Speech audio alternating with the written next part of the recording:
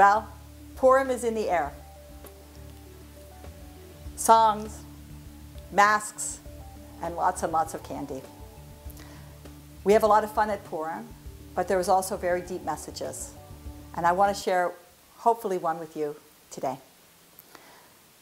Everybody knows the story that the Jewish people are in peril and were being ruled by an evil king, and that he takes a wife, and it turns out to be a Jewish girl, and it's Esther, and Esther's uncle is Mordecai, and Mordecai is really the one you hear the most about, and he's making things happen, and he's the one who even wrote down the book of Esther.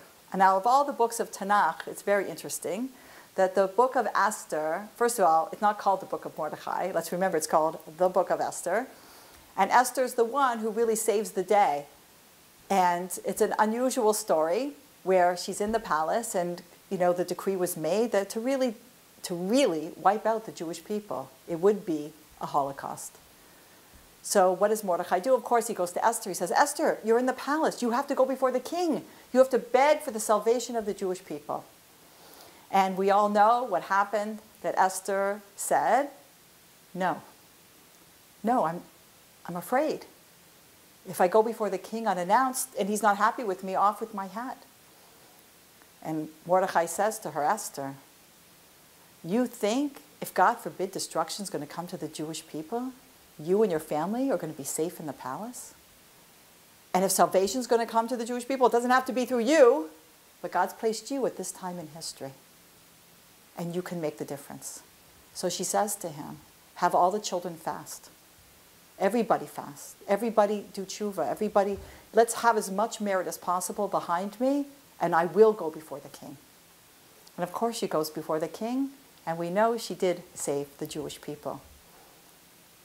The blessing I give people often when they come to me with situations in their lives that they're struggling with, I say to them, I bless you, I give you a bracha, that not only should you have clarity to know what to do, you should have the courage to live your clarity.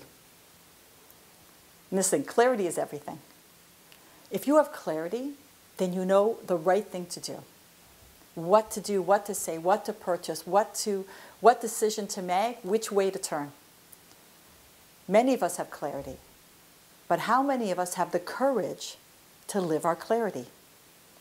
Now, the book of Esther is different than any other book of Tanakh because it's the only book where God's name is never mentioned. But our tradition is that whenever it talks about the king, we're really talking about the King of Kings.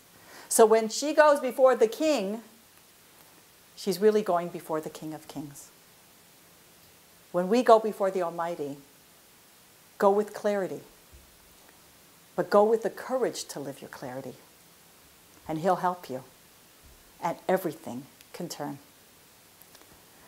Chag Sameach, Happy Purim, enjoy. I'm Lori, almost live.